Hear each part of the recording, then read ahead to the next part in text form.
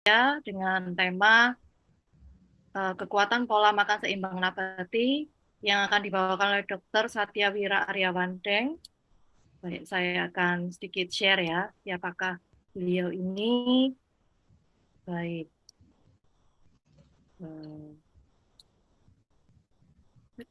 Sorry.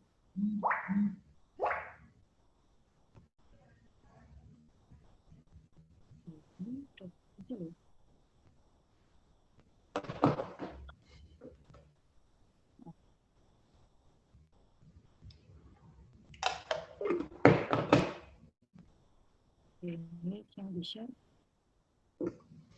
Baik, ada kendala teknis. Saya akan sedikit bacakan saja. Dr. Satya ini adalah anggota IDI juga ya, dan juga dari Himpunan Dokter Akupuntur Medik Indonesia, dan juga seorang pakar gizi vegan, pakar akupuntur nyeri, praktisi integratif medicine, dan juga pembicara dari berbagai macam seminar kesehatan. Baik, dan juga beliau ini kegiatannya juga banyak ya, sampai ke luar negeri juga, ada yang di Thailand waktu itu, dan juga beliau juga mengambil S2 untuk gizi kesehatan masyarakat Universitas Indonesia. Baik, seperti apa topik kita pada malam hari ini yang dibawakan oleh Dr. Satya, waktu dan tempat akan saya persilakan kepada Dr. Satya untuk memulai. Silakan Dr. Satya. Ya, terima kasih Lu Lause, terima kasih Tania. Selamat malam Bapak-bapak, Ibu-ibu sekalian. Selamat malam, Dr. Izin share ya. Ya.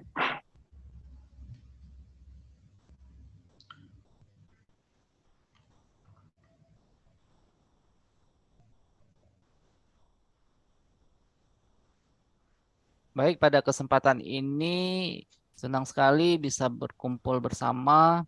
Pada kesempatan ini akan membahas topik kekuatan pola makan seimbang nabati.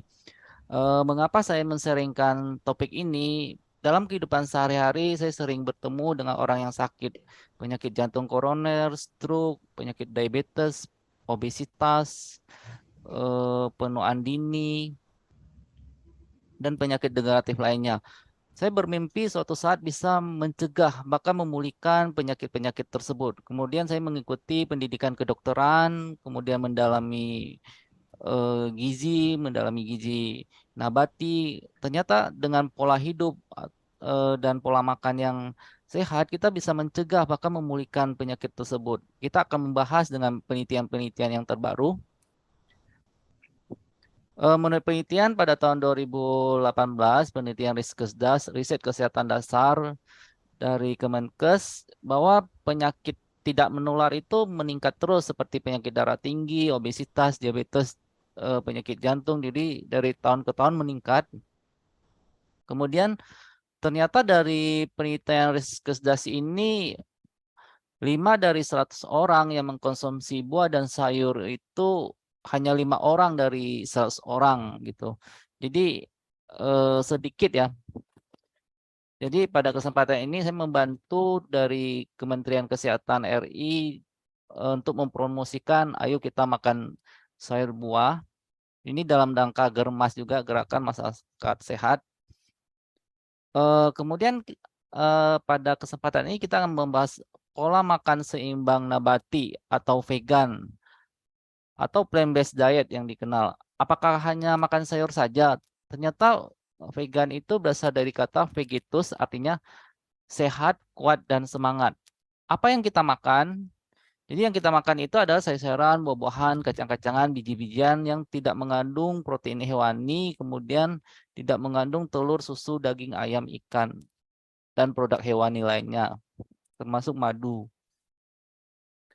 Bagaimana pedoman gizi seimbang nabati? Kita tetap mengikuti pola makan dari Kementerian Kesehatan RI tahun 2014.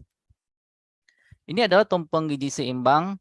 Pada tahun 1950 adalah 4 sehat 5 sempurna. Tetapi pada tahun 1993 diganti menjadi pedoman gizi seimbang. Jadi 4 sehat 5 sempurna itu udah nggak dipakai, jadi kita nggak wajib minum susu. Kemudian pada tahun 2014 diganti menjadi tumpeng gizi seimbang. Jadi yang kita makan adalah ini karbohidrat 3-4 porsi ini buat orang dewasa ya. Seperti nasi, kentang, ubi, jagung, singkong, mie, biji-bijian, palawija itu termasuk karbohidrat. Kemudian untuk yang terbanyak kedua adalah sayur-sayuran, buah-buahan.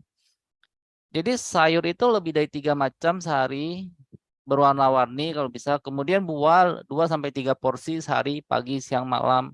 Nggak harus banyak, yang penting ada.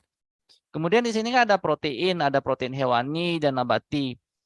Kalau kita ingin sehat jangka panjang untuk mencegah penyakit, bahkan memulihkan penyakit, kita lebih memilih protein nabati. Itu dari penelitian-penelitian terbaru dari kacang-kacangan, biji-bijian. Kemudian lemak, gula, garam sedikit. Kalau minyak itu kalau untuk orang sehat 5 sendok. Kalau 5 sendok makan, garam 1 sendok teh. Kalau gula 4 sendok makan. Tapi kalau kita sedikit benar-benar ini dibatasi sama protein hewaninya. Kita dibatasi gitu. Kalau untuk anak boleh makan minyak untuk tumbuh kembangnya. Mengapa vegan itu penting menurut Academy of Nutrition and Dietetics tahun 2016 bahwa diet vegetarian vegan adalah sehat, dapat mencegah dan mengobati penyakit kronis serta membuat lingkungan hidup lebih baik. Diet vegetarian dan vegan yang tepat cocok untuk semua siklus kehidupan mulai dari kehamilan, bayi, anak, remaja, dan lansia. Dan dapat membantu mengurangi risiko penyakit jantung, tekanan darah tinggi, diabetes tipe 2, stroke, obesitas, serta berbagai jenis kanker.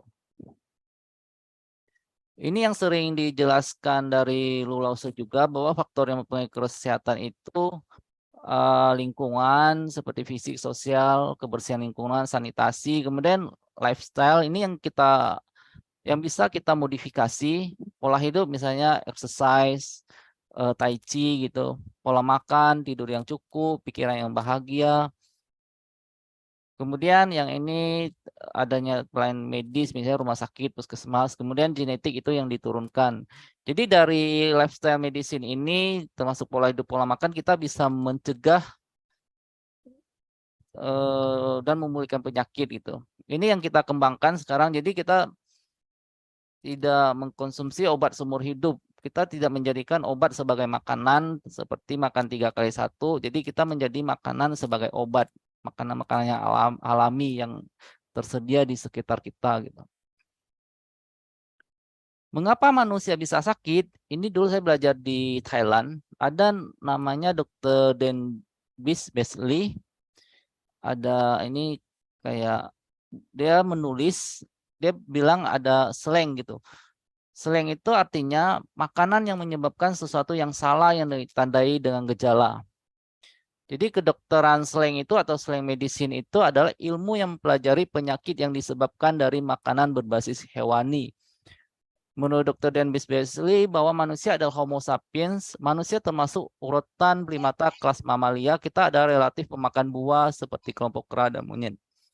Ketika kita makan hewan, daging, telur, susu, unggas, ikan, tidak memiliki tempat dalam komposisi tubuh manusia. Ketika kita pernah mengkonsumsi makanan hewan itu memiliki hak untuk mengekspresikan tempat yang salah, yaitu tanda penolakan. Kita akan membahas tanda penolakan dari hewan itu seperti apa, sehingga keadaan kita bisa menjadi sakit, dan orang bisa menjadi sakit itu sebenarnya dari tanda penolakan ini, karena diet yang salah gitu. Kita lihat posisi jari kita saat memetik buah ya, lihat anak ini, dia menggenggam, tidak mencakar ya. Lihat wanita ini juga memegang gitu. Jadi di jempol kita itu sebenarnya banyak lemak ini. Jadi kita lebih ada fatnya ya ini. Jadi kita lebih memetik buah gitu, bukan mencakar gitu. Ini anak saya pada saat dia makan, dia mengambil ya. Ini yang alami seperti itu. Jadi kita tidak mencakar. Bandingkan dengan hewan karnivora, coba lihat. Ini memang dia makan ikan ini beruang. Terus cakarnya panjang ya, berkuku tajam gitu. tanda penolakan itu atau selain medicine itu apa? Contohnya misalnya kadar kolesterol itu kan hanya ada di hewani, karena yang bisa memproduksi kolesterol itu ada organ hati. Seperti manusia ada organ hati, jadi kita bisa memproduksi kolesterol sendiri. Ikan, udang, ayam, kambing, babi itu ada hati, jadi dia bisa memproduksi kolesterol. Jadi ketika kita makan hewani pasti akan masuk ke dalam tubuh kita. Contohnya misalnya kuning telur 1.500, seafood ya, sapi, kambing ini ada kolesterol semua. Dibandingkan dengan kacang-kacangan, minyak, tahu, tempe, termasuk durian, kolesterolnya ini adalah 0. Pokoknya yang dari nabati itu nggak ada kolesterol. Kalau dari penelitian EPIC Study bahwa total kolesterol itu ternyata vegan itu atau pola makan nabati itu kolesterolnya normal ini di bawah 200 dibandingkan dengan meat eater, pemakan daging ya. Ini penelitian Advantage Health Study juga. Apa yang terjadi kalau kolesterolnya tinggi? Kalau terjadi penyumbatannya di jantung atau jantung koroner, dinamakan penyakit jantung koroner. Kalau tersumbatnya di otak, dinamakan stroke. Stroke penyumbatan itu namanya stroke iskemik atau penyumbatan. Ini adalah yang paling sering kita temui. Ini contoh kasus, ada seorang pasien 84 tahun, dia makan sup bebek. Kan dia makan ternyata ada gejala ruam kulit gitu, seperti alergi.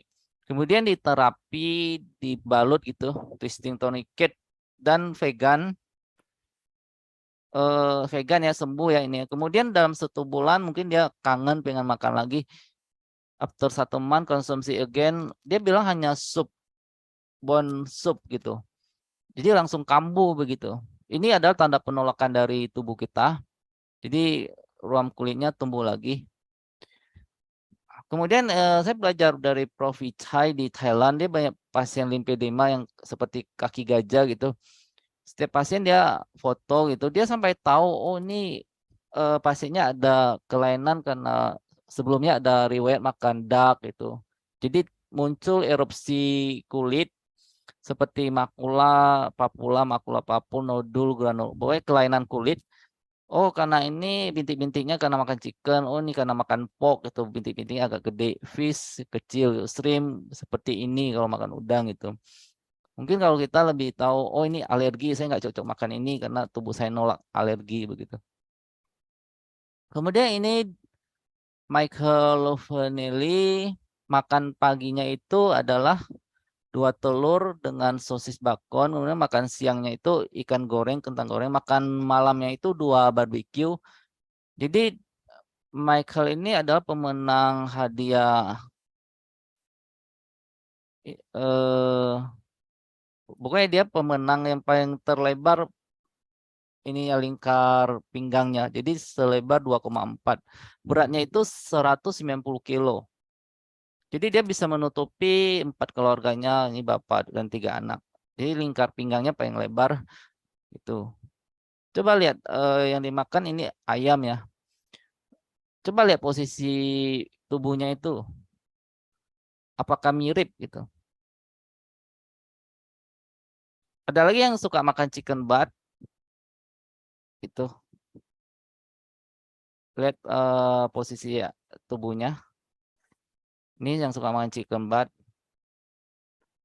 Ini yang suka makan ayam. Lihat badannya itu mirip seperti ayam gitu. Jadi sebenarnya DNA pada hewan itu adalah hidup. Misalnya dia ada sakit kanker atau sakit penyakit lainnya, pada saat dia sembelih dia marah, benci, dendam gitu, dia takut ya. Bisa masuk ke dalam tubuh kita, misalnya psikologi kita juga, mungkin kita sering marah-marah, sering bertengkar gitu, emosi tidak stabil bisa dari sananya. Kemudian dari DNA-nya bisa masuk ke dalam tubuh kita. Itu kalau dia ada sakit apa juga kita bisa ketular, misalnya dia disuntik hormon, disuntik obat gitu. Terus dalam kehidupannya stres, misalnya di kandang gitu. Jadi tidak alami begitu. Sehingga manusia yang mengkonsumsi akan banyak sakit. Suatu saat dia numpuk dan akan sakit. Misalnya numpuknya di kolesterol, suatu saat dia akan terkena jantung gitu atau stroke. contoh kasus the power of vegan, kekuatan dari pola makan nabati apa sih gitu loh. Ini ada pasien 30 tahun penyakit limfedema seperti penyakit kaki gajah ya kalau kita tahunya. Ini kan kalau dokter kan ngobatin ini sulit banget ya. Susah gitu. 30 tahun nggak ada yang bisa ngobati. Kemudian ketemu Prof. Vichai ini guru saya. Pada tahun 2006 di treatment ini 3 minggu ya. Bengkaknya langsung ini reduce swelling bengkak. Jadi dia bisa nekuk kakinya gitu. Hanya dengan twisting tourniquet dibalut gini. Kemudian vegan diet gitu dengan pola makan nabati. Pada tahun 2007 November dia udah bisa berdiri gitu. Itu kekuatan pola makan nabati. Kemudian ini ada satu pasien lagi, dia berobat ke Prof. Vichai naik mobil pick up ya. Dia bilang sebelum perawatan itu badannya besar, jadi mobilnya itu hampir tidak muat. Lihat ini garis merahnya ya. Dia berharap suatu saat bisa berjalan kembali dan bisa bekerja normal kembali begitu. Kemudian di terapi, sebelum terapi itu adalah 220 kilo di twisting tourniquet. Kemudian dengan vegan diet juga, jadi tidak mengkonsumsi hewani, telur, susu, daging, ikan, ayam, dan lainnya, hanya mengkonsumsi makanan nabati. Dalam 39 hari, body weight-nya itu, berat badannya itu turun 99 kilo. Dia sangat senang, dia bilang, lihat senyum ya.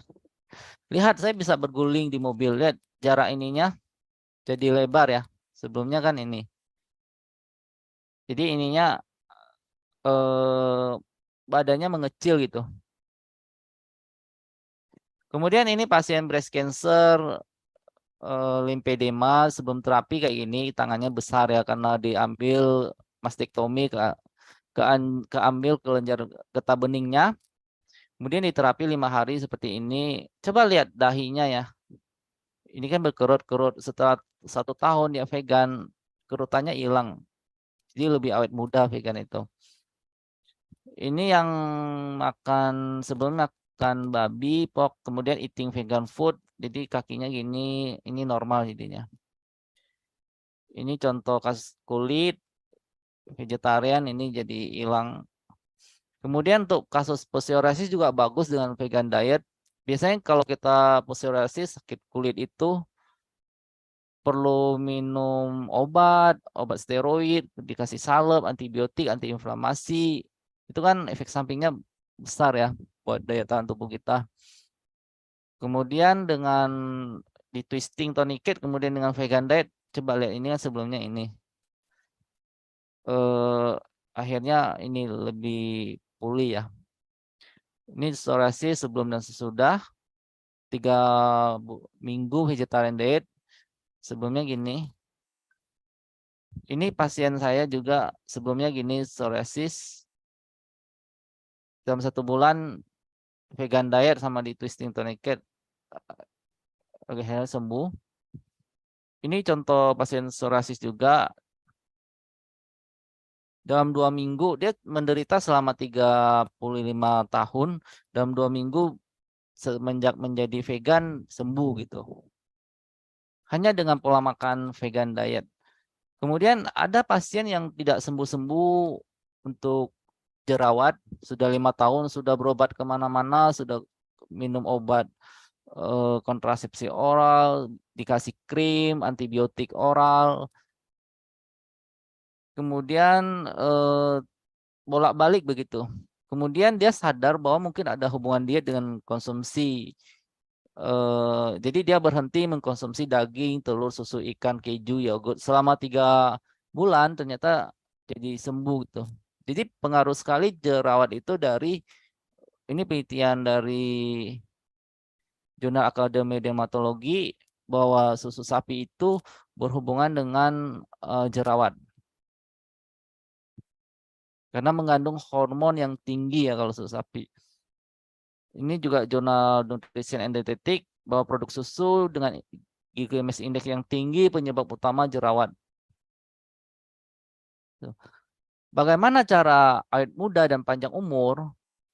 Ternyata vegan itu awet mudanya lebih awet muda 10 tahun. Kita lihat ya. Ini suku Hunza tinggalnya di pegunungan Himalaya. Ini bukan zaman dulu ya, adanya saat ini. Kalau kita mau berkunjung bisa tinggalnya di pegunungan Himalaya, umur rata-ratanya 120 sampai 145 tahun. Apa yang mereka makan? Yang mereka makan itu ada umbi-umbian, biji-bijian, kacang-kacangan, sayur, buah. Jadi kehidupan mereka itu happy, nyanyi, berkebun, terus masak, main bola. 80 tahun masih bisa main bola gitu. Udaranya segar kan di gunung ya.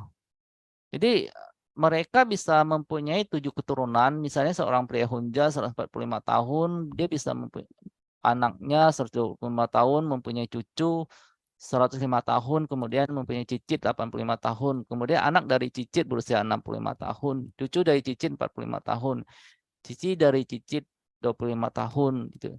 Keturunan bisa 7. Kalau kita berapa gitu? Paling bisa 3 atau 4 ya. Itu adalah kekuatan pola makan nabati. Ini menurut American Heart Journal di Hunza People bahwa di sana dia bilang tidak menunjukkan gejala dari penyakit jantung koroner, gejala dari high blood pressure, tekanan darah tinggi, gejala dari kolesterolnya nggak ada dia bilang. Rata-rata usianya 120 sampai 140 tahun dengan kesehatan yang baik, tidak ada cancer, tidak ada penyakit negatif, tidak ada kerusakan gigi atau kerusakan tulang. Jadi mereka meninggalnya alami karena usia gitu. Pengen nggak begitu? Bandingkan dengan suku Eskimo yang tinggal di Kutub Utara, 90% itu makan ikan dan daging. Jadi mereka lebih menua dengan cepat. Di atas 25 tahun itu kelihatannya seperti ini, udah tua gitu. Jadi di atas 25 tahun udah banyak menderita penyakit degeneratif seperti penyakit jantung, stroke, diabetes, dan lain sebagainya. Jadi mereka sini nggak ada sayur buah gitu. Dan kelihatan lebih cepat tua gitu. Vegetarian hidup lebih lama, ini penelitian Adventist Health Study 2 bahwa rata-rata 83 tahun. Kemudian kita membahas penyakit jantung koroner. Ini ada kasus yang paling banyak di rumah sakit. Kalau kita lihat 50% itu yang datang ada penyakit jantung koroner dan penyebab kematian yang tinggi. Jadi 1 di antara 4 orang meninggal di Indonesia adalah penyakit jantung koroner. Contoh kasus ini Mike Mataroza. Dia setiap hari makan daging untuk membentuk otot-otot ini 7 sampai 5 pon, sekitar 3 kilo ya. Jadi tidak mau makan sayur gitu. Jadi dia serangan jantungnya berulang-ulang-ulang. Akhirnya ini kan lahirnya tahun 65, jadi tahun 2014 beliau meninggal gitu. Ini karena makan daging terus gitu. Jadi terjadi penyumbatan pembuluh darah di jantung. Coba lihat binaragawan yang lain, lihat di dadanya itu banyak open heart surgery, jadi banyak bedah toraks ya. Ini alami tidak sih sebenarnya? Manusia perlu begitu? Harusnya tidak kan? Tidak perlu terjadi penyumbatan kalau dia mengerti pola makan yang sehat itu. Jadi ini terjadi penyumbatan.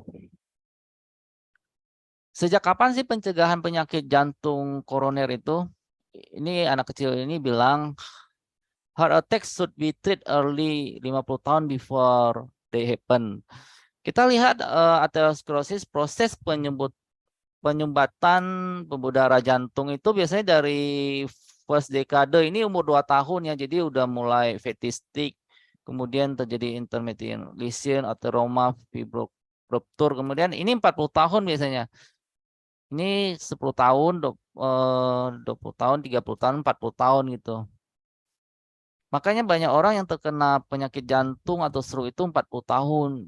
Jadi, oh saya makan daging, saya bisa langsung tersumbat gitu. Sebenarnya prosesnya cukup lama ini. Jadi kita butuh dari kecil udah mulai mencegah untuk pola hidup sehat gitu. Makanya penting kita pola hidup sehat sama pola makan sehat itu dari kecil sehingga tuanya itu kita tidak banyak sakit gitu. Ini proses aterosklerosis.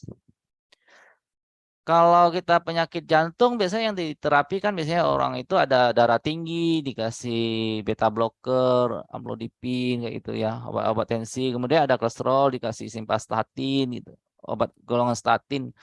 Kemudian angoplasti kasih balon, kemudian dikasih stent ya. Stent itu atau ring, ini yang terkenal. Ring itu seperti ini pemasangannya. Bisa bolak-balik gak sih gitu? Kalau dia nggak mengubah pola hidup, pola makan yang sehat, bisa sumbatan lagi gak sih di tempat lain? Bisa. Makanya pada kesempatan ini kita belajar bagaimana mencegah bahkan memulihkan penyakit ini, penyakit jantung, biar nggak bolak-balik gitu ke dokter gitu. Serem nggak sih kalau bypass itu? Ini kan bypass diambil dari pembuluh darah tangan atau di kaki ya. Jadi dia nyambung ke pembuluh darah yang baru, yang tersumbatnya, jadi dia di bypass gitu. Jadi orang berpikir bahwa pola makan nabati itu ada serem, ekstrim itu. Ternyata ada 1,5 juta orang per tahun mereka bedah toraks sama di bypass itu. Lebih serem yang mana sih gitu loh. Ini menurut Dr. Caldwell Esselstyn ya. Ternyata pola makan vegan dan pola hidup sehat menurut jurnal American College of Cardiology tahun 2014 ini ada 20 ribuan responden selama 11 tahun bahwa serangan jantung 86% dapat dicegah dengan vegan, tidak merokok, tidak minum alkohol, dan berolahraga gitu. Ini kita lihat jadi vegan itu hanya 14% risiko terkena jantung koroner. Kalau masih makan telur susu 39%, kemudian masih makan daging 50%, kemudian masih makan daging sama merokok 70%.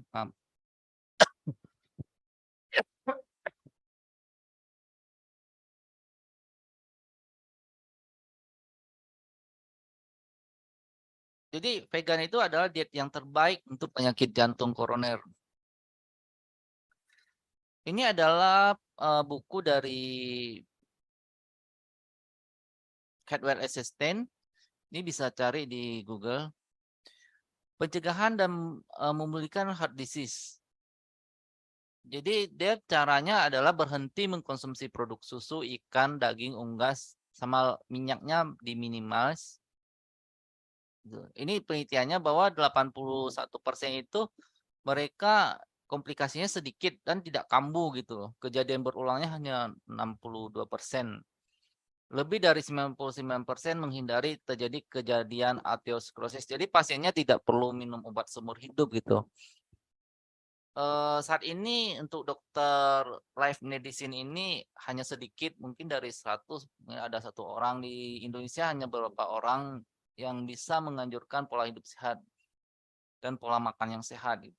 Kedokteran masa depan akan mengarah ke lifestyle medicine sama pola hidup sehat sama pola makan yang sehat gitu. Jadi ini penelitian dari Caldwell Esselstyn tahun 96, ini ada penyumbatan. Kemudian dengan vegan diet, sumbatannya hilang ini.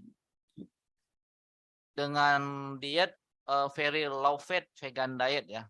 Jadi dia obat kolesterolnya pun juga berkurang, kemudian dari penyumbatan juga berkurang gitu. Ini hilang malah penyumbatannya. Ini dokter Dan Onis, ini dokternya Bill Clinton. Bill Clinton juga berobat sama dia. Dia kan Bill Clinton itu ingin biar nggak kambuh gitu, dia cari dokter Dan Onis. Jadi caranya ini, kalau penyakit jantung kan ada yang faktor risiko yang dapat diubah, ini yang tidak dapat diubah ya, seperti riwayat jantung koroner, laki-laki, menopause itu. Tapi yang dapat diubah itu kayak merokok kan kita dapat ubah, kolesterol, tekanan darah tinggi, diabetes kita bisa ubah dengan pola hidup, pola makan, stres, kurang olahraga. Ini bisa kita ubah dengan pola hidup, pola makan.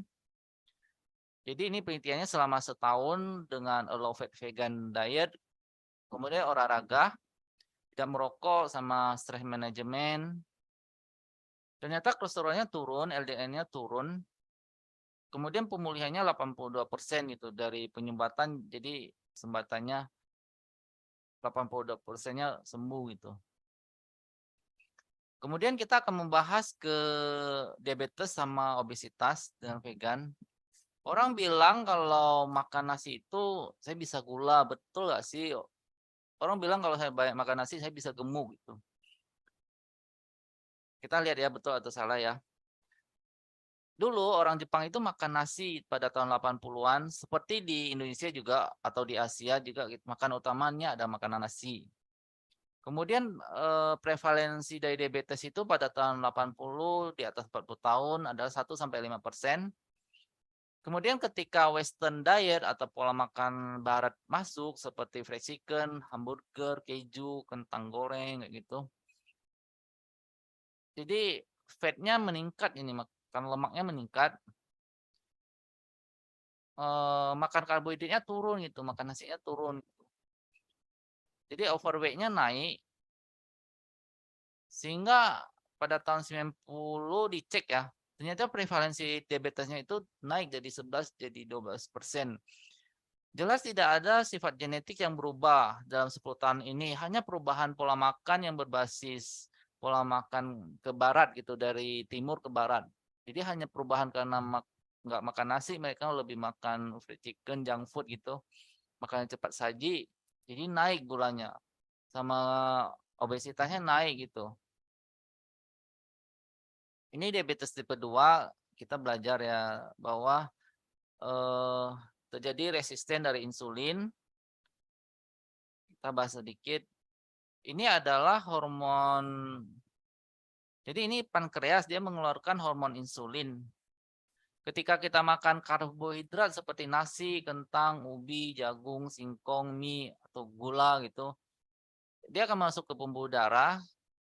Kemudian akan dimetabolisme untuk masuk ke sel. Untuk masuk ke sel itu butuh hormon insulin yang dikeluarkan oleh hormon dari organ pankreas. Ini gula ya, misalnya kita makan gula yang dari karbohidrat jadi glukosa. Dia kan mau masuk ke sel ya, jadi butuh insulin hormon untuk membuka gembok gitu. Sehingga apa yang kita makan, jadi gula ini berfungsi untuk sebagai sumber energi, misalnya sel di mata yang untuk kita melihat, kalau di otak untuk kita berpikir, kalau jantung untuk berdetak jantung gitu. Jadi butuh glukosa ini sebagai sumber energi. Kemudian butuh insulin hormon untuk membuka gembok ini biar glukosanya bisa masuk gitu. Apa yang terjadi pada diabetes tipe 2? Ternyata di gembok ini banyak protein hewani sama lemak. Jadi mau dibuka itu nggak bisa gitu loh.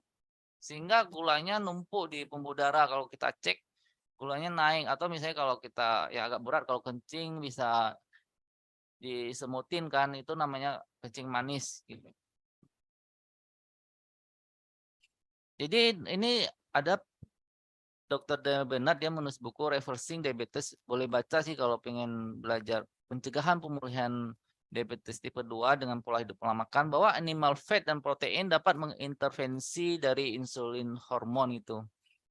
Tapi kalau protein nabati enggak ya. Jadi cuman dengan menghilangkan protein hewani sama lemak, kita bisa memulihkan dari diabetes ini gitu. Ini diabetes care tahun 2018. Ternyata orang yang makan telur dapat meningkatkan resiko diabetes untuk wanita itu 77%, kalau laki-laki 58%. Pola makan nabati dapat meningkatkan kontrol gula darah diabetes secara signifikan sebanyak 1,2 poin untuk HbA1c-nya. Jadi kebutuhan obatnya akan berkurang. Kemudian kalau kita ke dokter kan misalnya kita ada gula, ada berat badan, ada tensi, ada obesitas. Biasanya kita dikasih berapa macam obat? 4 kan, ada obat tensi kayak propranolol atau amlodipin, Lipitor. Kemudian ada gula mungkin disuntik ya, atau minum obat metformin dan lain sebagainya. Kemudian kalau berat badan bisa disedot lemak, bisa mesoterapi, bisa dikasih suplemen gitu.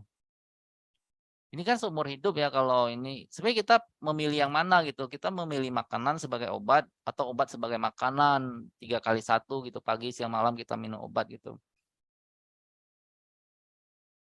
Ternyata menurut penelitian PCRM bahwa plant-based diet bisa mengontrol gula darah, body weight, berat badan, blood pressure, kolesterol dalam satu waktu gitu. Tidak ada yang bisa mengalahkan dari obat. Kalau obat kan perlu minum obat 4 macam ya. Tapi dengan pola makan nabati kita bisa mencegah bahkan mengontrol penyakit ini gitu, keempat ini. Kemudian kita lanjut ke cara mudah mencapai berat badan ideal jangka panjang. Biasa kalau kita obesitas, biasanya kalau ke medis kan kita sedot lemak, mesoterapi, radiofrekuensi, obat suplemen, apakah jangka panjang itu? Ini yang saya pelajari, ada hipnoterapi, diet, akupuntur, exercise, lifestyle medicine.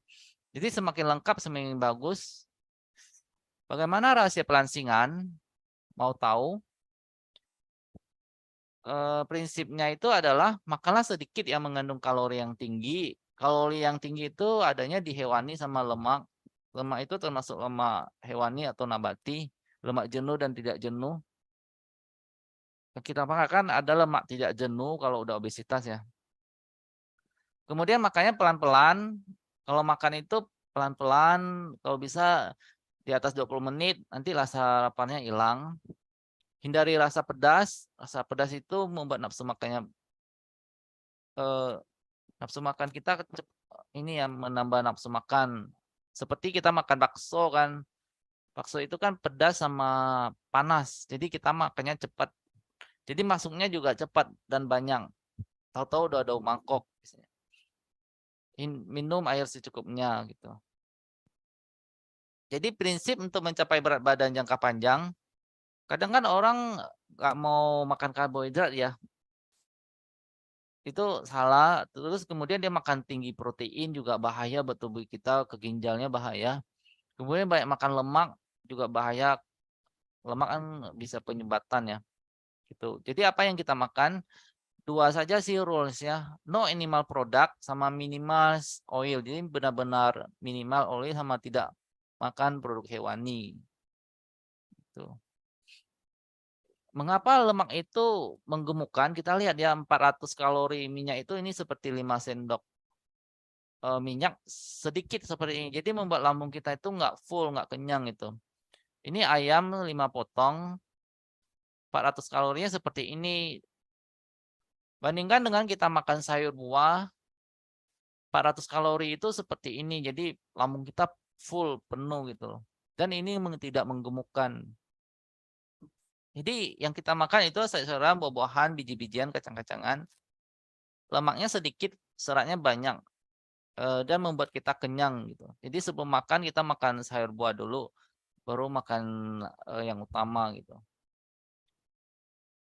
Ini bahwa dengan pola makan nabati bisa menurunkan berat badan dalam 4 minggu itu sekitar 5 kilo ini. Tanpa olahraga, tanpa menghitung kalori gitu. Ini bagus penelitiannya. Ini juga menunjukkan bahwa BMI dari vegan itu ada paling rendah dibandingkan meat eater atau non-vegetarian. Gula juga vegan yang paling rendah. Kemudian jam makan yang terbaik adalah di bawah jam 7 malam tidak boleh makan karena bahaya buat tubuh kita karena tubuh kita butuh istirahat dan ini membuat perut buncit. Jadi breakfast itu penting akan menurunkan berat badan. Kalau makan malam itu membuat fat deposition, jadi penumpukan lemak. Jadi breakfast itu paling banyak, lunch tengah-tengah, dinner malam itu lebih dikit di bawah jam 7. Di atas jam itu udah bahaya. Sekarang kita menuju ke kanker. Ternyata vegan itu paling sedikit risiko terkena kanker dibandingkan pemakan daging, vegetarian, lacto-ovo. Ini vegan yang paling bawah ya. Sedikit ya. Ini contoh kasus pertama kali periksa seperti ini ada benjolan. Kemudian 6 bulan benjolannya tambah ini. Sini kan awalnya 1, ini 2. Karena makan fish, ikan. Kemudian dia berhenti tumbuhnya. Jadi kita sebenarnya sel kanker itu kita pengen dia tumbuh atau pengen berhenti begitu. Kemudian dia makan ikan lagi, ini kan kayak lendir ya, ikan kan suka di air gitu. Kabur lagi gitu, fish consumption.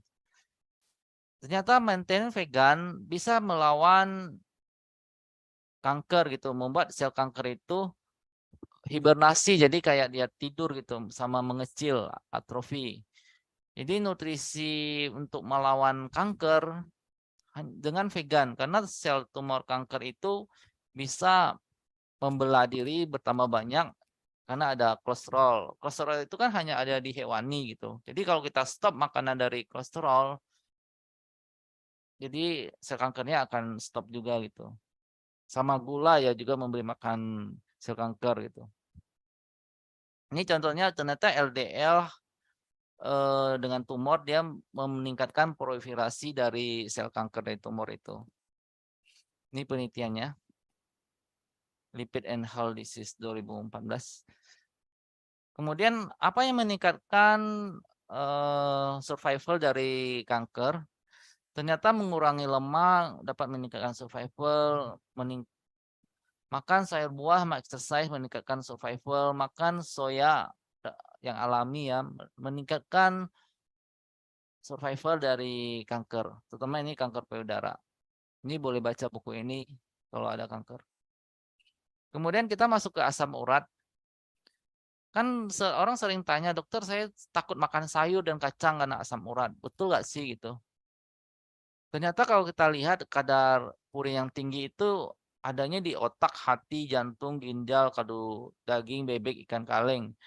Dalam 100 gram terdapat 100 sampai 1000 mg purin. Ini ikan kaleng, pig, fish, liver pork, salmon ini di hewani ini di atas 200 ini. Jadi memang dihindari kalau kita cek ada asam urat. Kalau di sayur tuh nggak semua sayur, hanya di bayam, kangkung, singkong ya. Terus kacang juga nggak semua kacang gitu. Biji melinjo gitu. Ini dibatasi kalau kita cek misalnya laki-laki di atas 7, wanita di atas 6,8, baru kita hindari yang ini. Tapi kalau nggak tinggi nggak masalah gitu. Yang dapat dimakan ya nasi, ubi, singkong, jagung, purin rendah.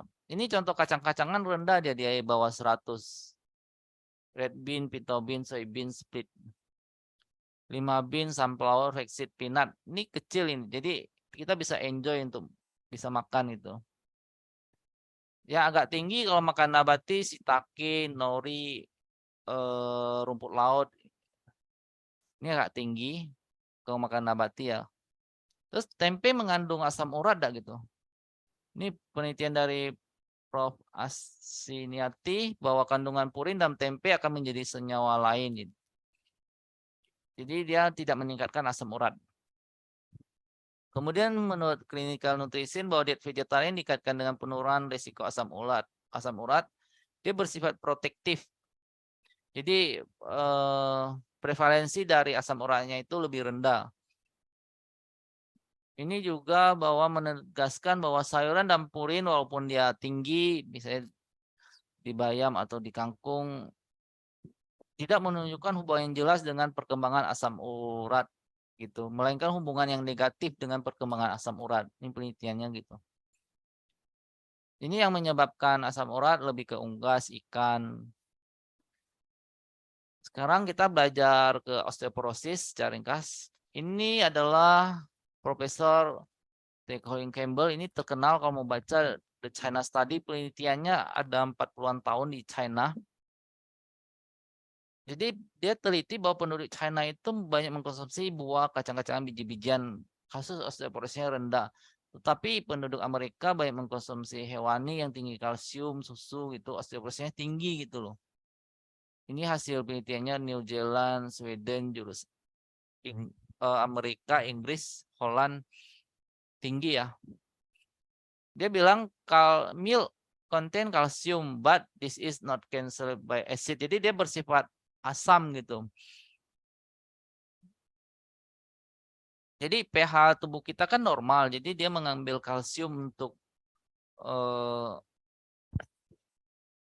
kayak gini ya. Ketika kita makan telur, susu, daging, ikan, ayam, kan pH-nya asam. Untuk menetralkan itu dia mengambil kalsium dari tulang, jadi tulang kita lebih mudah kropos kalau kita minum susu sapi gitu atau protein hewani. Tuh. Kalau ingin tinggi atau ingin tulangnya kuat, kita belajar dari ini jerapah nih. Makanya sayuran hijau gitu. Ini kalsiumnya tinggi, ada 226. Lebih tinggi lagi di wijen 10 kali lipat dari susu sapi.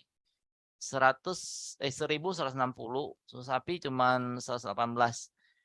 Di tahu, kedelai juga ada, di agar-agar 400, almond juga ada ya. Kemudian kita ke hipertensi, ternyata diet vegan dengan hipertensi dapat mengurangi risiko 63% dari hipertensi. Ini vegan paling rendah. Ini diet selama 12 hari, low fat vegan diet juga tensinya turun. Kemudian ini kan dulu kan COVID ya, banyak teman-teman vegan juga terkena COVID. Ternyata dari penelitian ini sama hasilnya, 73% itu kita bisa terkena tapi dia hanya moderate, maksudnya tidak sampai berat gitu, nggak sampai meninggal gitu. Jadi ini mengapa orang vegan itu sedikit yang meninggal gitu. Dia hanya gejala ringan gitu.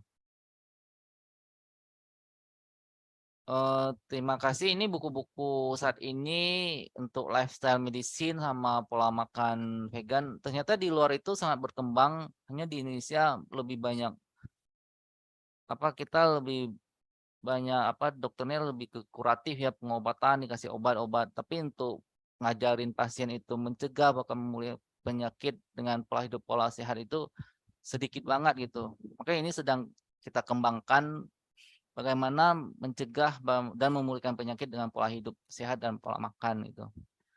Terima kasih, semoga bermanfaat. Kita lanjut ke tanya jawab. Oke, baik. Terima kasih Dokter Satya.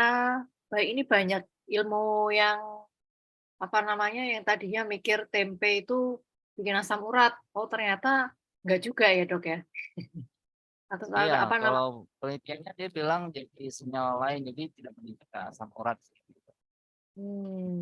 Oke, oke, oke. Jadi banyak mungkin mitos-mitos atau pemahaman orang yang jangan makan tempe banyak-banyak, nanti malah asam urat atau perbanyak protein atau mungkin banyak yang diet-diet yang mungkin diet-diet yang banyak makan daging itu nanti ini aman, tapi ya ternyata belum tentu juga ya. Jadi banyak hal-hal yang yang mungkin menurut orang ini ternyata ada sisi lainnya juga ya.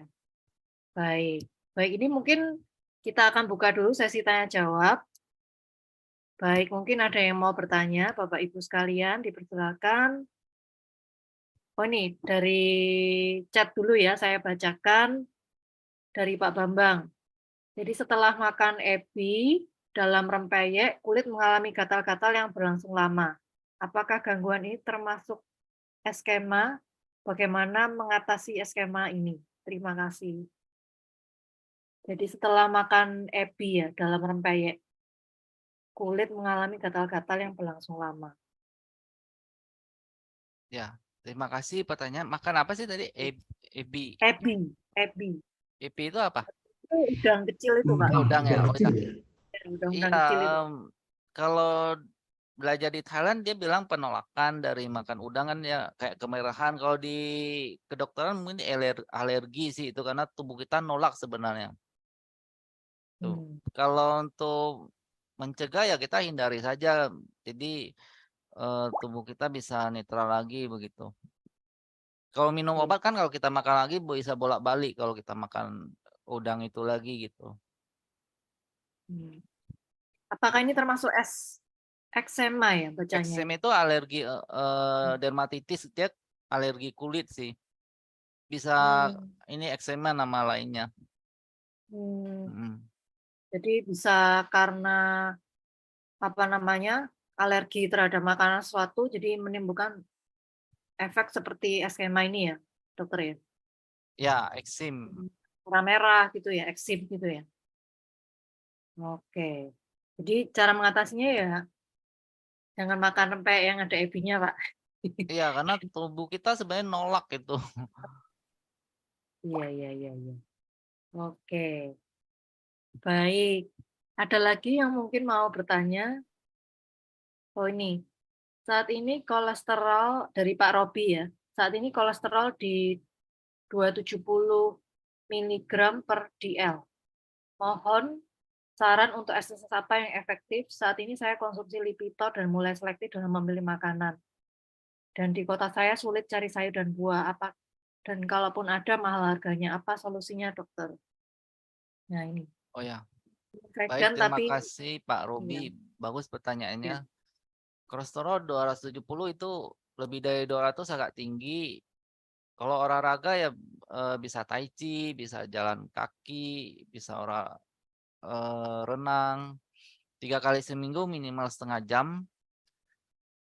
Kalau sumber kolesterol itu kan dari hewani ya, telur, susu, daging, ikan, ayam. Kalau di nabati itu nggak ada gitu loh. Kalau sayur buah itu sebenarnya nggak harus yang mahal, bisa cari buah-buah yang lokal, misalnya pisang, jambu, semangka, melon. Nggak harus yang mahal, yang penting ada. Sehari kita makan 3 kali, pagi, siang, malam. Sayur juga lebih dari 3 macam, berwarna-warni. Simpel aja, kita bisa bikin kuah sup sayur, bisa ditumis, capcay itu. Yang penting berwarna-warni dari 3 macam gitu. Itu jadi kalau kita makan nabati sebenarnya dalam 21 hari kalau kita cek lagi kolesterolnya. Jadi kita tidak makan gorengan. Sebenarnya kolesterolnya itu bisa turun gitu dan tidak perlu minum obat seumur hidup gitu. Gitu, Pak. Oke, terima kasih dok. Lanjut dok. Oke, baik. Terima kasih Pak Robi pertanyaannya. Baik, ada lagi mungkin yang mau bertanya? Iya. Saya mau nanya. Coba Oh, komen iya, ya. boleh. Ya. Wah, ini ilmunya yang malam ini luas sekali ya. Jadi banyak sekali ya, itu bisa diperinci lagi, diomongkan satu-satu ya. Saya kira ini bagus, tadi hanya pengetahuan ya. Mungkin bisa diadakan ini terapi vegan atau diet vegan ya. Itu saya kira nanti lain kali bisa diisi acara seperti itu ya, sehingga kita bisa tahu buah yang warnanya merah, hijau begitu itu baik untuk apa. Itu Oh ya, baik Pak. bagus Nanti sekali itu. satu sesi Apa boleh itu? sih cara Satu sesi mudah pola dietnya. makan nabati yang benar sehat. Itu seperti apa sih, Pak? Iya, bagus. Kemudian ini tadi soal makanan ya. Tadi kita pada awal acara kita diskusi kopi, teh gitu ya. Itu kalau minuman bagaimana? Kopi dan teh itu bagus mana? Baik mana? Kalau kopi teh itu kalau sebenarnya berhubungan dengan zat besi sih Pak, dia menghambat penyerapan zat besi. Biasanya orang anemia kan kita perlu menambah zat besi. Kalau nabati itu kan di bayam, tahu, tempe, angco, kici, kismis. Itu kan. Kalau kita lagi anemia atau kurang darah, kita hindari kopi teh pada saat mengkonsumsi. Kita boleh tambah yang mengandung eh, vitamin C untuk membantu penyerapan gitu. Iya ya. Jadi Kalau kopi dan konsumsinya nggak terlalu banyak, maksudnya sama yang bahaya itu sepertinya di gulanya Pak itu. Yang kopi teh itu kalau tanpa gula sih sehat aja sih Pak. iya. Atau mau pakai gula stevia atau yang glikemiknya yang rendah juga lebih sehat gitu kalau mau manis ya. Iya ya. Enggak, kopi itu kan biji-bijian ya. Bukan Ya, termasuk vegan ya. vegan Pak itu. Oh ya, Hmm. ya. Dan teh itu kan juga sayuran ya. Itu bagaimana? Enggak Ya, tahu. yang penting kalau vegan itu prinsipnya no animal product Pak, termasuk telur, susu, daging, ikan, ayam itu vegan Pak. Oke, oke, oke. Oke, yang lainnya mungkin bisa tanya Oke. teman lain. Iya. Oke, baik mungkin ada yang mau oh ini Budilah ya. Baik, saya bacakan dari Budila. Selamat malam Dokter Satya. Bagaimana cara memulai menjadi seorang vegan? Apakah langkah awal yang sebaiknya dilakukan? Saya berusaha mengurangi konsumsi daging, namun rasanya tidak mudah. Sayur saya senang bayam dan kangkung. Apakah kurang baik ya? Bagaimana? Oh Jadi ya, suka sayur hanya bayam dan kangkung. Sebaiknya sayuran ini harus berbagai macam model ya. atau apa warna atau bagaimana, Terima dokter kasih Sati? pertanyaannya. Kita lihat sih, kita nggak harus produk import sih sayur yang ada di daerah kita, yang sekitar kita.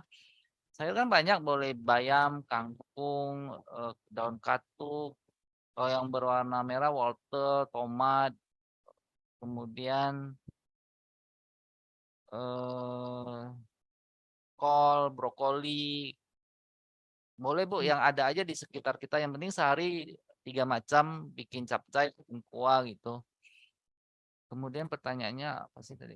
Bagaimana cara memulainya menjadi seorang vegan? Oh, memulai. Ya, bagaimana Pertama kita boleh belajar dulu. Jadi prinsipnya kalau pada saat memulai kita belajar dulu yang prinsip gizi seimbang itu dalam sekali makan itu harus ada karbohidrat, ada sayur dan buah lebih dari 3 macam. Kemudian proteinnya ada kacang-kacangan, ada biji-bijian gitu. Prinsipnya kalau kita makan bervariasi seimbang, jadi nggak perlu takut kurang gizi. Kalau pada saat masak kita masak dengan hati gembira, senang, bahagia dengan bumbu-bumbu yang sederhana aja nggak usah terlalu lama. Jadi boleh dikukus, boleh ditumis. Dengan bumbu jamur itu bisa membantu masakan itu lebih enak gitu. Kalau ini apalagi pertanyaannya? Ya, baik. Jadi apa namanya tetap mengikuti pola seimbang aja ya, dokter ya. Jadi Ya, ada sesuai karbohidrat. tumpeng seimbang itu. Jadi biar kita nggak kurang gizi. Kalau memang bingung ya kita eh, kan ada ini ya isi piringku ya yang pernah lihat dah isi piringku. Iya, ya pernah dokter yang ada pembagian karbonya berapa banyak, sayurnya berapa banyak itu ya. Oh, ini isi piringku ya saya kasih lihat sebentar. Kalau bingung ya kalau kita lihat isi piringku saja. Iya. Oh ya. Mhm. Ini isi piringku. Ini dari Depkes Gizi juga tahun 2017. Jadi yang kita makan itu buah-buahan itu sepertiga, sayuran itu 3/4. Jadi setengah piring itu sayur dan buah ini. Kemudian makanan pokok seperti nasi, kentang, ubi, jagung, singkong, mie ini 3/4. Jadi lauk pauknya itu hanya ini sepertiga gitu. Ini kan ada hewani, ada nabati ya. Kalau kita hitung untuk hewani itu hanya 1/12. Jadi sebenarnya dari Kemenkes RI itu Republik Indonesia sebenarnya 92% itu makanan kita itu adalah nabati, ada vegan. Jadi memang tidak banyak gitu. Jadi intinya kayak gini, Bu. Kalau bingung gitu, dan dalam satu piring itu ada buah, ada sayur, ada makanan pokok, lauk pauknya dari nabati aja, kacang-kacangan, biji-bijian itu yang membedakan kita dengan pola makan hewani gitu. Sayur yang lokal yang ada boleh terong, buncis, timun, sawi, oyong. Sayur yang ada di sekitar kita aja boleh kangkung, daun singkong juga boleh, buah yang lokal juga boleh yang ada gitu, pisang, belimbing, semangka, jambu, wortel, pepaya, mangga, jeruk, itu kan buah-buah lokal, Bu. Gitu. Iya. Jelas nggak, Bu? Jelas ya Bu Dila. Nanti isi piringnya kayak gitu Bu. Hmm. Iya. Iya, Iya. jelas. Memang sih yang jadi masalah, saya pernah misalkan berapa minggu berhasil gitu ya. Tapi terus kemudian ada rasa ingin makan daging itu. Itu yang Oh apa? ya, Iya. sekarang banyak ini Bu, banyak pilihan kalau pola makan vegetarian atau vegan itu kan boleh tes dari kembang tahu misalnya bisa dibuat seperti daging ayam atau Iya, dari iya, kaki jamur buat seperti iya, rendang itu yang alami Bu. Boleh bakso iya, dari kaki jamur juga boleh dibikin. Tinggal bumbunya kita samakan aja nanti rasanya juga mirip sih Bu. Bisa lihat di Facebook kan banyak cara masak. Iya, iya, betul. Ya, makasih dokter. Oke, baik. Terima kasih Bu Dila. Dan mungkin cara masaknya juga mempengaruhi ya dokter ya. Jadi kurangi minyak-minyak gitu ya. Apa namanya? Yang penting tadi kan less minyak ya dokter ya. Bukan berarti membuang minyak tapi tetap ada sedikit gitu ya dokter ya. Ada kalau buat dewasa untuk orang sehat maksimal 5 sendok termasuk gorengan gitu. Tapi untuk orang sakit kita 10%, jadi benar-benar batasi paling sekitar 2 sendok dan lemaknya itu lemak tidak jenuh seperti canola, sunflower, olive oil. Itu lebih sehat dari minyak nabati atau protein hewani yang lainnya gitu. Oke. Kalau balita boleh ya makan lemak, boleh. Jadi normal mereka butuh lemak untuk tumbuh kembang. Jadi kita tidak membatasi lemak untuk anak gitu atau balita gitu. Jadi harus bedakan perlakuannya buat balita, orang sehat atau orang sakit gitu. Berbeda ini caranya. Iya. Oke, baik. Ini juga ada pertanyaan dari Ibu Valentina. Oh, ini mirip ya dengan minyak tadi yang sempat dibahas. Jenis minyak yang terbaik untuk menumis. Ya, jadi minyak-minyak seperti yang tadi disebutkan oleh Dokter Satya ya, sebaiknya ya Ya, untuk menumis. ini kalau buat orang sakit misalnya obesitas, ada diabetes, ada cancer, kita memakai minyak yang tidak jenuh seperti canola, sunflower, zaitun, olive oil, minyak kedelai lebih sehat sih. Kita tumis pakai minyak itu sedikit gitu. Jadi tidak memakai minyak kelapa sawit atau kelapa itu lemak jenuhnya tinggi sih. Apalagi minyak hewani gitu sama protein hewani lemak jenuhnya tinggi gitu. Oke. Baik, ini ada pertanyaan lagi dari Pak Robi. Untuk karbohidrat mana yang lebih baik? Apakah nasi, kentang, atau gandum? Dan seberapa besar porsi sekali makan? Apakah berpatokan dari berat badan dan usia untuk menentukan porsi karbohidrat ini? Oh ya, bagus. Terima kasih pertanyaannya, Pak. Karbohidrat itu kan ada karbohidrat simpleks sama kompleks. Kalau simpleks itu kayak gula, roti, atau nasi yang udah diolah ya. Tapi kalau kompleks itu seperti jagung rebus, kentang rebus, ubi rebus itu lebih sehat daripada yang udah diolah gitu. Terus porsi, saya jelasin sedikit tentang porsi makan itu.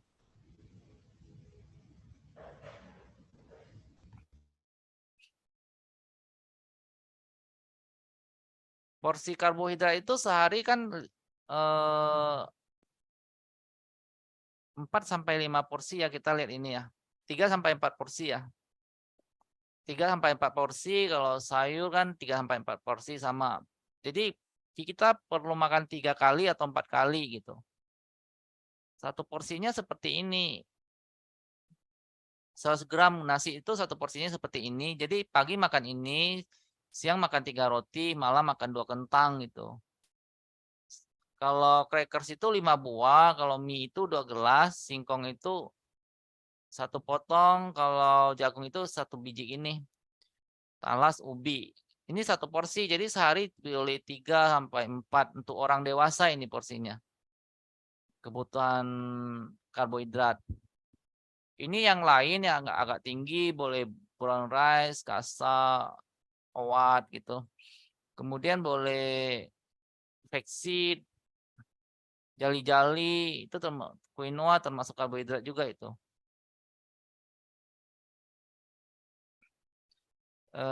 Gitu Pak. Ya, terima kasih Pak Dok. Robi. Terima kasih. Oke, baik kita lanjut pertanyaan berikutnya. Selamat malam dokter, apakah jika makan buah banyak bisa menambah kadar gula?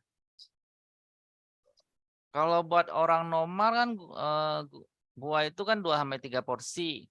Buah itu dari Kemenkes itu memang kita perlu makan buah gitu. Kalau orang sehat gitu, walaupun kita makan berlebihan buah dia akan dikeluarkan secara alami. Beda dengan kita makan suplemen atau obat itu yang ada efek samping. Jadi sih aman sih nggak apa-apa sih. Karena memang kita memang cocoknya makan buah gitu. tapi bisa Oke, menambah. terima kasih. Makasih. Oh, Saya mau tambahkan tadi. Halo, ya Ya, dokter. Tadi saya yang tanya itu mengenai makan buah. Karena saya vegetarian juga, sudah sejak 2005. Nah, belakangan ini ketahuan gula saya meningkat. Jadi saya mau tanya apakah dari makanan atau dari lain ya dok yang bisa menyebabkan gula darah itu naik. masih makan Terima telur kasih. susu udah, Bu? Ya, Masih makan ya, telur susu udah? tidak. Udah vegan ya? Ya, Oh, berarti bisa dari kurang tidur, banyak pikiran. Kalau gula memang ada buah-buah yang tertentu yang bisa menambah gula kayak semangka itu glycemic index-nya agak tinggi itu. Jadi kita ya. nggak bisa makan langsung banyak gitu, Bu. Cuman proses makan buah itu dia nggak langsung menaikkan, Bu.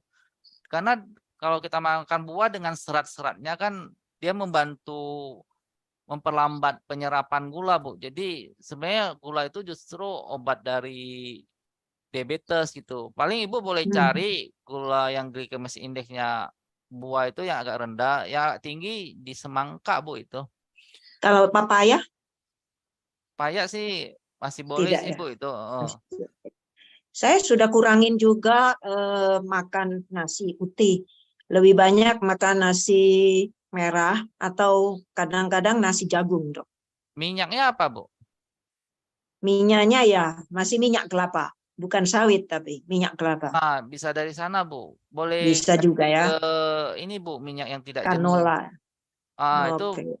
coba tes 21 hari nanti tes gulanya berapa. Sama gorengan hindari, makanan yang tepung hindari, sama Oh, dari pikiran juga pengaruh, Bu. Kurang tidur, baik pikiran gulanya bisa naik. oh, Jadi iya, harus iya. seimbang hidupnya, Bu. Baik dok, terima kasih banyak. Selamat malam. Ya.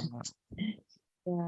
Dokter Share ya, Bu. boleh sambung sedikit nggak pertanyaannya? Apa? Ya, silakan, Bu. Bilang. Ibu Liap.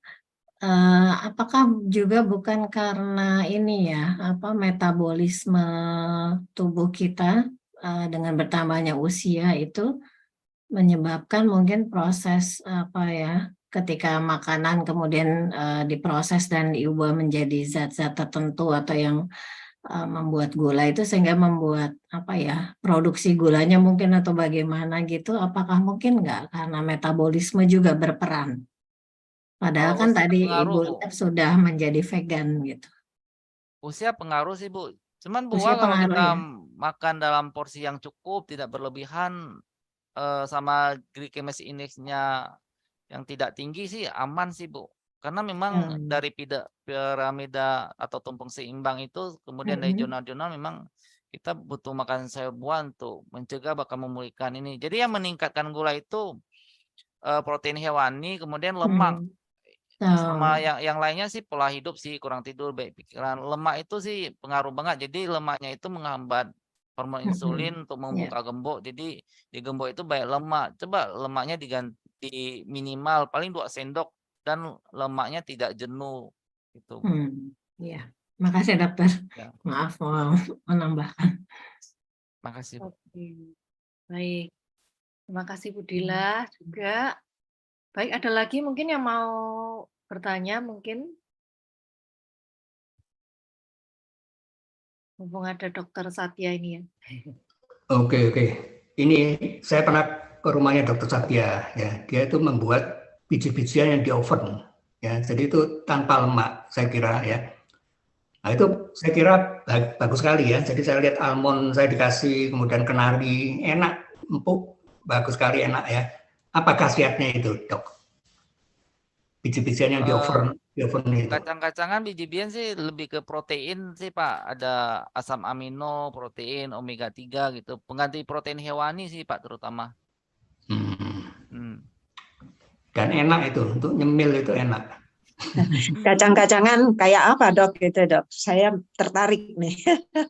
Oh, boleh sih Bu, yang boleh kacang sih nggak harus yang mahal Bu, yang penting ada. Boleh kacang hijau kan proteinnya tinggi, ada sekitar 23, buncis juga tinggi gitu. Tempe adalah protein yang setara dengan hewani, jadi nilainya itu satu kayak sapi, kasein, kayak telur sama dia. Jadi asam amino yang paling lengkap itu adanya di produk kedelai sih. Kalau yang lain Oh, ya boleh kalau ada almond, kemudian ya. chickpea itu kan proteinnya tinggi. Terus flaxseed, chia seed buat omega 3, sunflower, pumpkin buat omega 3 sama omega 6 pengganti ikan gitu. Kalau agak tinggi kita Walnut. boleh belajar sampai ke sana gitu. Walnut bagus nggak, Dok? Walnut Walnut. bagus sih, dia ada omega 3, omega 6 sama buat demensia, buat otak bagus, buat orang tua juga bagus. Oke. Oke, baik. Makasih, Dok.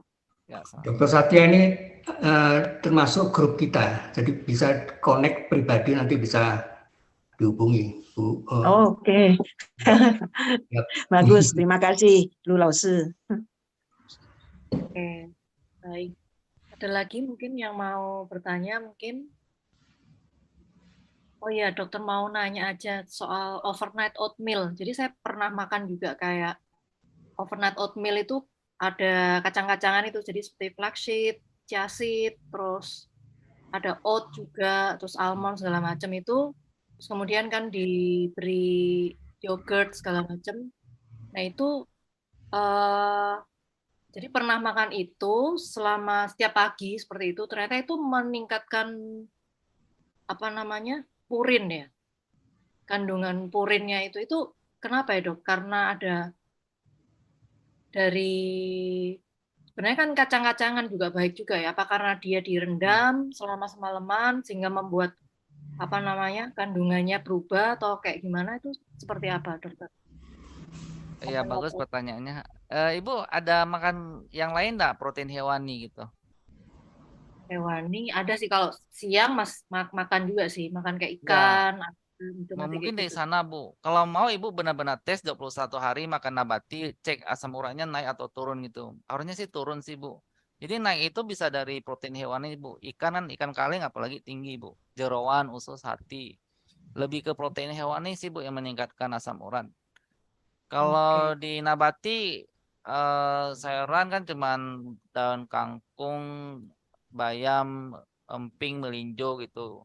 Kemudian yang agak tinggi di rumput laut eh, sama shiitake. Kalau kacang-kacangan biji-bijian nggak tuh tinggi sih Bu itu. Sebenarnya masih aman sih Bu. Kan kalau overnight itu kan campuran dari oat, kacang-kacangan, biji-bijian itu sarapan yang sehat sih Bu itu. Iya. Coba Jadi cek benar-benar harus tes 21 hari gitu. Tanpa hewani, cek asam uratnya naik atau turun, baru kita tahu ini naik karena kacang atau apa gitu Bu. Hmm. oke. Hmm. Siap. Jadi ini ya kalau masih mix bisa belum tentu Ya, karena bisa kacang-kacang dari ikannya sih Bu. Kan ikan ikannya. juga tinggi. Ya. Iya. Kalau oat itu juga sebenarnya aman juga ya dokter ya. Oh, itu Kalau karbohidrat Bu, aman Bu itu. hmm, Itu makanan sehat, buat sarapan sehat itu. oke. Oke. Baik, mungkin ada lagi yang mau bertanya? Belum? Baik. Berarti ini apa namanya? Untuk sesi ini berarti ini kebetulan udah 8:30 juga ya. Mungkin kalau mau ada satu pertanyaan lagi boleh, Bapak Ibu sekalian, sebelum kita akhiri pertemuan kita malam hari ini. Belum ada lagi? Satu lagi pertanyaan saya, Dok. Boleh. Baik, ini aja apa namanya? Saya pernah baca soal golongan darah. Golongan darah itu katanya mempengaruhi jenis yang makanan yang kita makan. Apakah itu betul, Dok?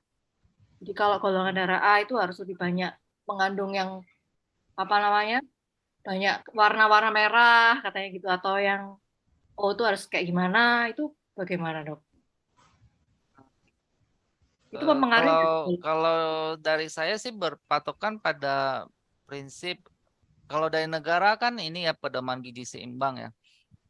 Tergantung sih penelitiannya berapa banyak. Cuma saya belum baca sih penelitiannya itu. Tapi kita tetap harus berpatokan pada paling banyak penelitiannya, jurnal-jurnal sama ini Kementerian Kesehatan kita juga kita seimbangkan gitu, Bu. Gitu. Oke. Heeh.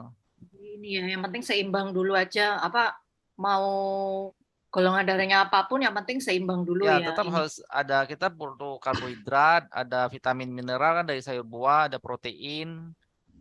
Kita boleh memilih protein nabati, terus lemak, gula, garam sedikit. Intinya semua itu harus ada, Bu. Iya. Oke. Yang penting pola makan seimbang. Oke, baik. Terima kasih, Dokter Satya. Ada lagi mungkin yang mau bertanya? Belum kita akhiri? Udah ya berarti ya. Oke. Baik, sekian untuk malam hari ini, Dokter Satya. Terima kasih banyak untuk webinar kita pada malam hari ini dan ilmu yang sudah dibagikan kepada kita semuanya. Semoga kita bisa ketemu lagi di webinar-webinar berikutnya untuk belajar ini ya, yang tadi dibilang Lulause, cara ininya ya, cara apa ya tadi Lulause? Bikin dietnya ya, Lulause ya, Cara lebih ke mudah praktik. pola makan nabati Iya. yang benar, baik, dan sehat gitu. Iya. How Oke. to-nya. Ya, bagaimana membuat ininya ini. Oke. Baik. Berarti cukup untuk sekian. Mungkin ada yang mau ditambahkan, Lulause, sebelum kita akhiri. Oke, saya akhiri aja dengan Ya. dengan kata-kata penutup. Boleh? Ya, boleh, silakan Lulause. Oke ya. Karena masyarakat modern juga tidak selama-lama ya, jadi waktu berharga. Kalau kita terlalu lama ngomongnya juga lama-lama kegiatan lain nggak bisa dilakukan ya. Oke, saya akan tutup dengan sedikit ya, pengenalan sedikit tentang UHE. Oke ya, jadi tadi sudah berseminar, sudah selesai ya, bagus sekali ya, luar biasa. Nanti akan dilanjutkan dengan tadi itu what is vegan diet ya. Mungkin nanti bisa dilanjutkan dengan how to ya, bagaimana melakukan dietnya, puasa dan macam-macam supaya sehat dengan vegan ya. Oke, saya akan kenalkan sedikit tentang UHE sebentar ya. Jadi UHE ini kesehatan juga ya, tapi tentang exercise tradisional Chinese ya. Jadi khas sekali karena belajar Chinese exercise saja sudah banyak sekali ya. Jadi nanti kalau dicampur macam-macam kurang spesialis ya, ini aja sudah kaya sekali ya. Jadi tujuan kita adalah membawa jadi jembatan ya, membawa seni olah diri tradisional ke masyarakat modern ya, dengan cara teaching learning lewat virtual ya, lewat Zoom begini. Saya kira orang sekarang itu makin lama lebih banyak, lebih praktis menggunakan Zoom digital ya, dunia digital, sehingga lebih mudah, lebih murah ya, tanpa banyak keluar waktu dan uang, tenaga ya, kita bisa kumpul-kumpul. Inilah klub kita, orang yang senang berkumpul untuk membicarakan suatu bidang ya. Bidang kita adalah Chinese exercise ya. Nah ya, jadi orang hidup itu kepingin bahagia ya. Menurut orang Tionghoa, bahagia itu kompleks ya, bukan satu saja. Ada simbol ya, Fu Lu So ya. Fu itu adalah anaknya banyak ya, rukun dengan keluarga ya. Jadi bagian nomor satu adalah rukun ya, kita kumpul-kumpul banyak temannya, itu juga rukun, itu salah satu kebahagiaan ya. Kemudian Fu Lu ya, Lu-nya ini adalah ya sejahtera ya. Jadi cukup sandang pangan ya, itu karena bekerja ya. Kita kalau rukun aja nggak punya uang ya, uangnya nggak cukup juga kurang bahagia ya. Jadi nomor duanya Lu. Kemudian nomor tiga itu sehat ya. Jadi rukun kaya tapi badannya sakit-sakitan ya. Makan ini nggak bisa, makan itu pergi nggak bisa, kurang bahagia ya. Nah, bahagia itu lengkap tiga-tiga ya. Jadi orang Tionghoa itu selalu jawabannya bukan satu tapi holistik ya. Dikeroyok rame-rame, kalau mau bahagia ya harus Fu Lu So, harus rukun ya, dengan tetangga, dengan family. Kemudian Lu ya, cukup uangnya ya, tidak kekurangan ya, kalau lebih ya bisa dibagi-bagi pada orang lain ya. Kemudian So itu sehat ya, dan juga pengetahuan ya, itu penting ya. Kemudian kita ini bergerak di bidang kesehatan ya, bukan supaya tip-tip bagaimana supaya kaya ya, supaya rukun enggak, tapi terutama sehat ya. Sehat ya. Sehat ini juga jawabannya 3 ya. Jadi orang Tionghoa ada Dien Ti Ren, langit bumi manusia ya. Jadi Dien ini ngatur waktu ya. Jadi meridian itu ada pagi itu waktunya paru-paru, lambung kayak gitu ya. Sehingga makan itu misalnya itu juga paling baik pagi. Kalau malam itu waktunya istirahat ya. Jadi jangan makan. Kalau kita perhatikan begitu, berarti kita perhatikan pola hidup ya. Kita sesuaikan dengan waktu. Kemudian yang kedua itu Ti ya. Ti ini adalah mendayagunakan semua sumber-sumber daya dari bumi. Nah ini vegan ini adalah unsur Ti-nya ya. Kalau punya pengetahuan tentang vegan ini itu akan lebih meningkatkan kesehatan kita ya. Tapi ada satu lagi yang ya ini kalau nggak orang rajin tekun ya nggak mau melakukan ya, itu adalah unsur Ren, unsur manusia ya. Jadi makan enak-enak, bagus-bagus sesuai waktu. Satu lagi yang penting adalah olah diri ya. Olah diri ini exercise itu adalah 100% karena kemauan manusia ya. Kalau manusia nggak mau ya nggak bisa. Kalau vegan tadi ya sedikit disiplin ya, teratur dan beli obat, beli suplemen dimakan ya. Kalau exercise ini nggak bisa dibeli ya, jadi perlu disiplin ya. Itulah exercise unsur Ren-nya ya. Kalau tiga-tiga dilakukan ya dengan mudah akan bisa jadi sehat ya. Nah, ini di bidang Ren-nya ya, di bidang exercise. Ya, marilah kalau mau ya selain verbal vegan itu, marilah juga berexercise ya. Itu tempat belajarnya salah satunya di UHE ya. UHE ini punya keanggotaan ya. Jadi banyak teman-teman di sini sudah anggota ya. Mungkin yang baru-baru juga kawin jadi anggota ya. Itu ada keanggotaannya ya. Ada iurannya yang nggak terbayangkan yang murah, 20.000 per bulan ya. Kalau mau dibayar setahun lebih murah lagi, 15.000 per bulan ya. Jadi setahun 180.000 ya. 20.000 ini seperti makan pangsit mie ya, untuk bisa ikuti program-program UHE selama sebulan ya.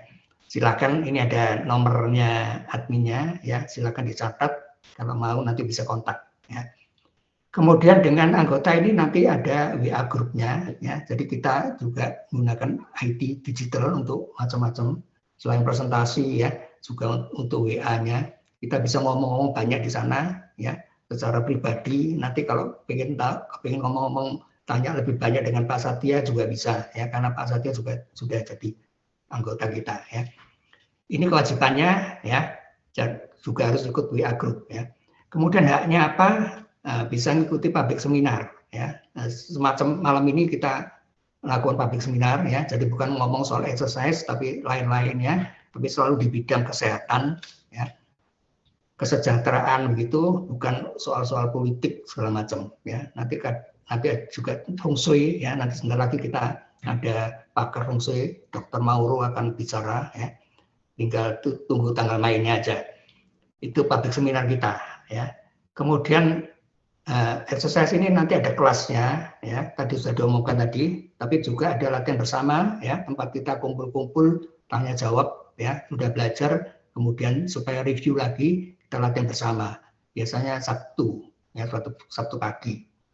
Tapi kalau nggak ada kelas juga bisa hari-hari lain ya, malam biasanya itu ya. Kemudian dengan jadi WA group ini nanti bisa berbagi materi-materi ya, materi-materi tentang ada audionya, ada videonya segala macam ya, juga ada artikel-artikel tentang vegan segala macam bisa ya. Kemudian juga ada undangan-undangan seminar baik di dalam negeri maupun luar negeri ya, siapa saja boleh masukkan ya, sehingga anggota-anggota juga tahu ya, siapa tahu banyak ya, jadi kita juga connect dengan luar ya, jadi ada dari Malaysia, dari China, dari Jerman, dari Meksiko ya, itu ada seminar-seminar semacam ini ya. Tapi bahasanya harus disesuaikan ya. Kalau kita ini seluruhnya bahasa Indonesia untuk orang Indonesia ya.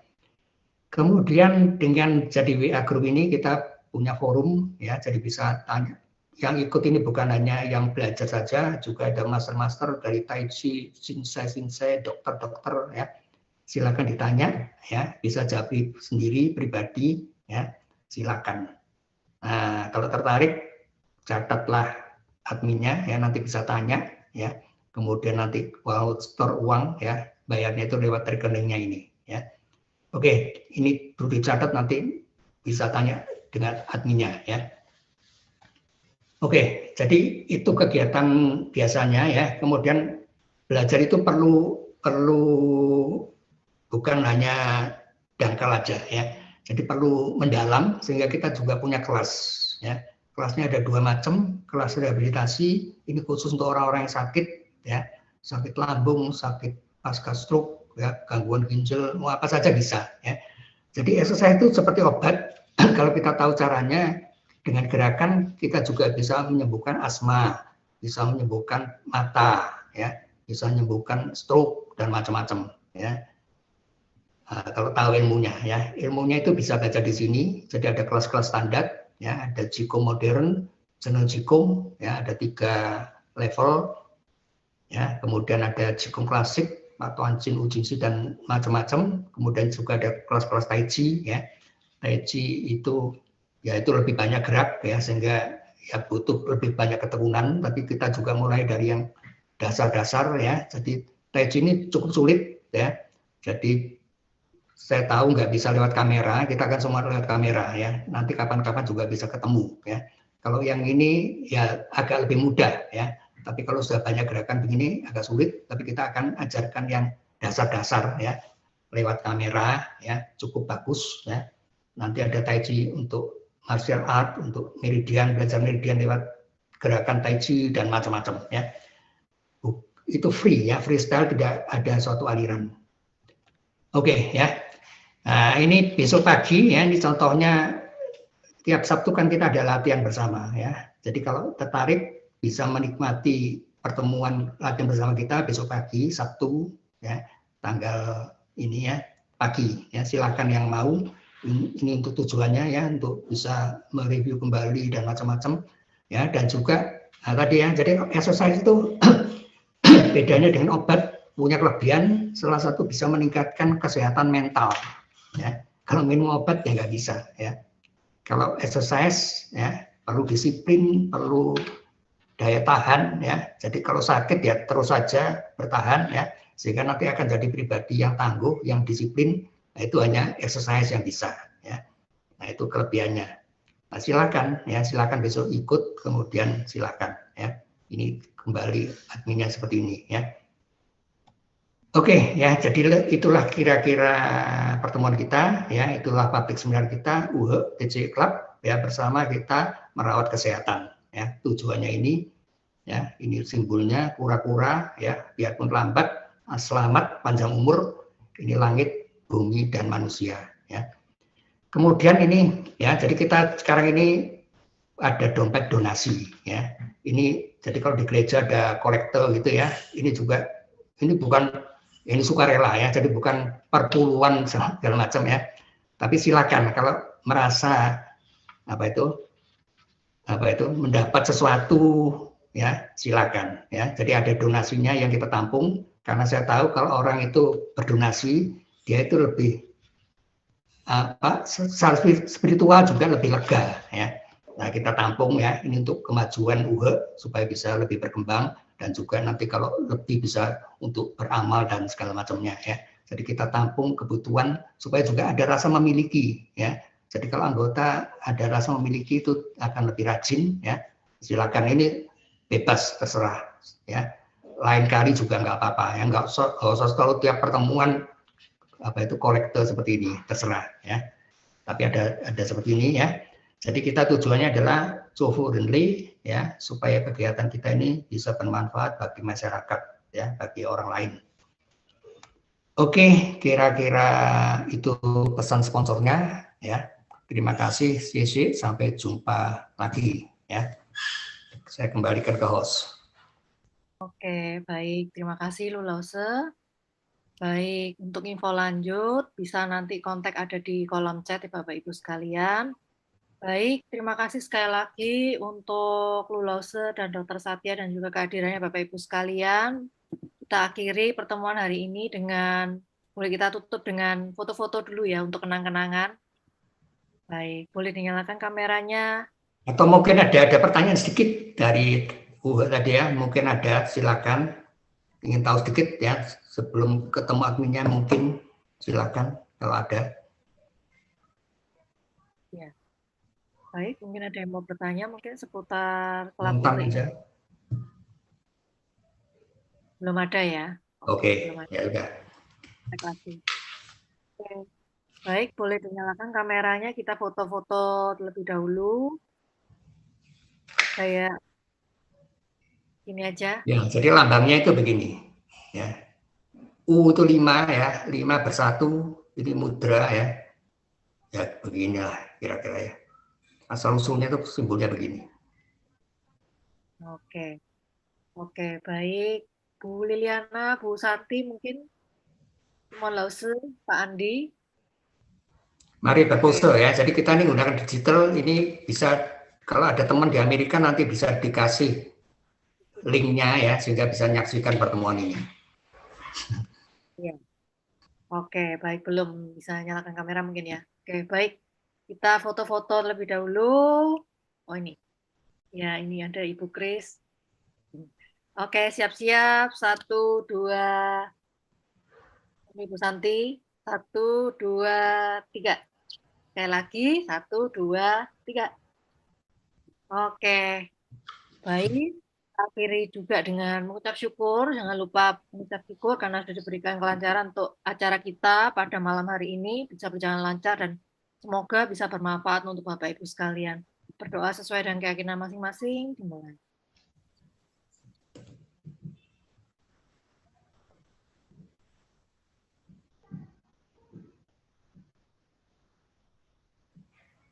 Baik, doa selesai.